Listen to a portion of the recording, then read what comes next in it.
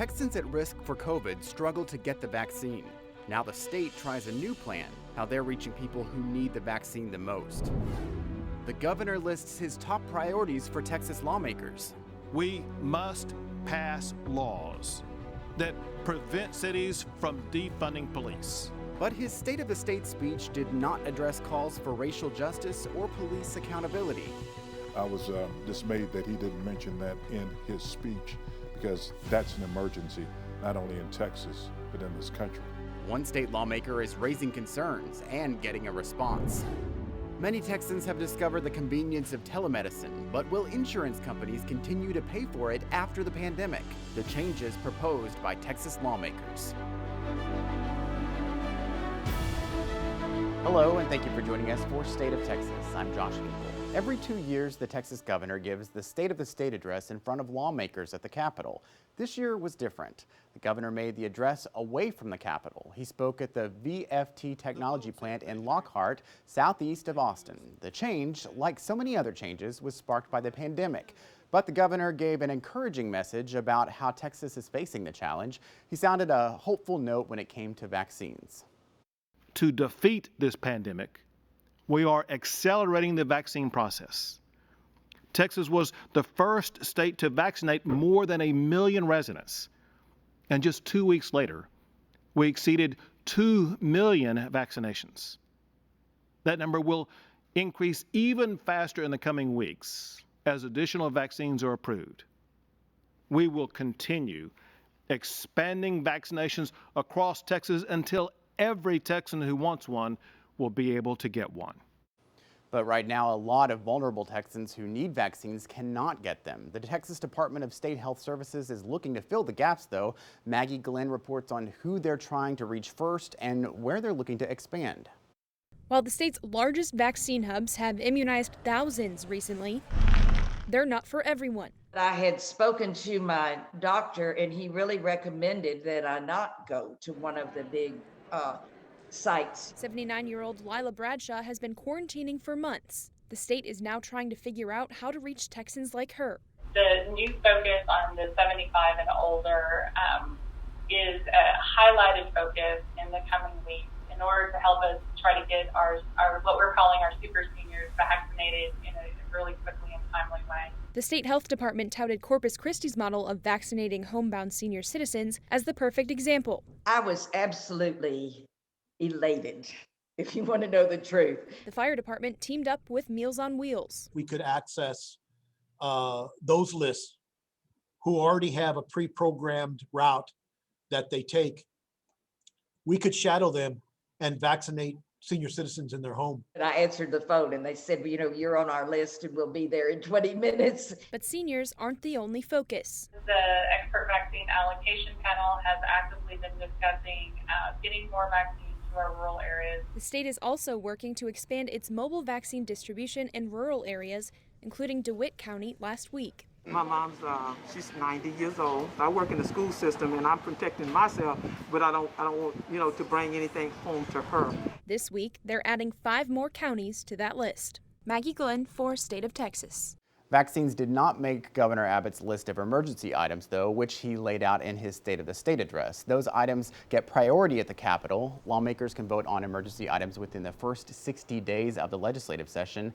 Non-emergency items have to wait. The governor listed 5 emergency items in Monday's address. The list included election integrity, liability protections for businesses, and improving broadband access. Abbott's emergency list also includes laws to stop cities from defunding police and tighter requirements on bail for accused criminals.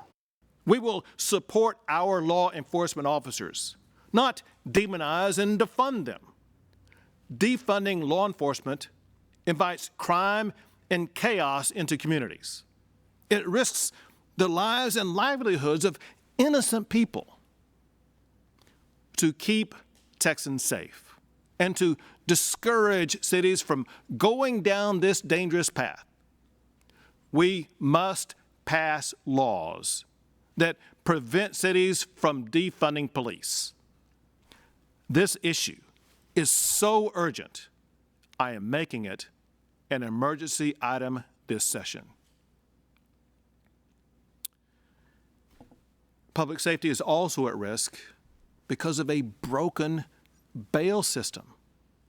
A broken bail system that recklessly allows dangerous criminals back out onto our streets. Too many Texans like Damon Allen have been murdered because of our broken bail system.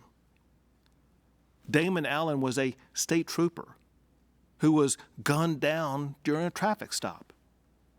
His killer was out on a $15,000 bond despite having previously been convicted of assaulting a sheriff's deputy and having been arrested on charges of evading arrest and aggravated assault on a public servant. He shot and killed Trooper Damon Allen in the line of duty. Damon Allen's wife, Casey, was robbed of her husband. Their children robbed of their father. To fix our flawed bail system and to keep dangerous criminals off our streets, I am making the Damon Allen Act an emergency item this session. The address did not mention police accountability or racial justice issues highlighted by last summer's protests across Texas. The Democratic response to the address included a message from Candace Matthews, an activist in the Black Lives Movement. She spoke about the need for racial justice and police reform. Our communities should not have to live with trauma and fear of wondering if they or their families or their neighbors will be next to die from police brutality. Black lives matter, Black jobs matter, Black livelihoods matter, and Black communities matter. Keep rising for racial justice, because we would not know justice until it's reality for Black communities everywhere. Minutes after the governor's address, I joined KXAN anchor Sally Hernandez for a panel discussion. Two state lawmakers joined us, Democratic State Senator Royce West and Republican State Representative Jeannie Morrison. To prepare for that panel, we gave Senator West an advance copy of the governor's speech. The senator saw that it did not address the George Floyd Act. That's legislation that includes accountability for law enforcement. Senator West asked to speak with the governor a few minutes before the statewide broadcast and asked about it. I mentioned it to him tonight, and he was open to supporting legislation dealing with police accountability. I was dismayed that he didn't mention that in his speech, because that's an emergency, not only in Texas, but in this country. And the reality is that when you begin to look at the hobby school poll, it showed that like 72% of Texans want to see the George Floyd Act passed. And so from that vantage point, I'm hoping that the governor will, just like the passion that he had behind supporting police, that he also makes certain he has the same passion concerning accountability for law enforcement. Representative Morrison, what are your constituents telling you about policing and racial Well, injustices? as any government's first responsibility is to keep their citizens safe. And so I definitely support law enforcement, but I also want to work with my colleagues and Senator West to make sure that there is accountability. That is something that there definitely needs to be. And so we have to make sure that we work together, and I think that will happen because we will be working together to find accountability, but also to be very supportive of our law enforcement officers also.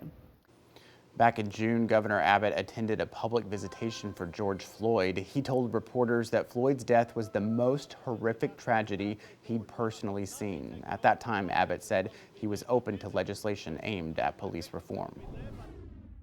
Texas removed some restrictions on telemedicine during the pandemic. The governor wants lawmakers to make those changes permanent, but find out why that could have a limited impact in Texas. Several of the governor's emergency items highlight divisions between Democrats and Republicans, but some ideas are bringing lawmakers together. And we will work together, and I'm looking forward to working with you because people do need to get their jobs back. The needs in Texas that are leading to a pledge to work across party lines at the Capitol.